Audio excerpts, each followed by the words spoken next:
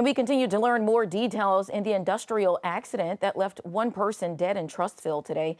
Trussville police say the accident involved a concrete mixer. ABC 3340's Megan Scarano has more on what we know so far.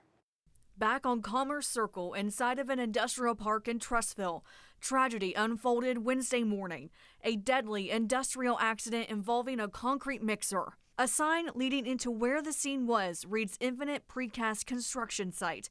It's unclear at this time if the person who died was an employee or working at the site.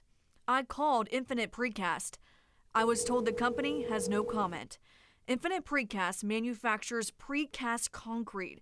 On its Facebook page last week, Infinite Precast posted a construction update on its headquarters. I also emailed the Occupational Safety and Health Administration to find out if it is investigating this accident. I have not received a response. Megan Scarano reporting the identity of the person killed has not been released.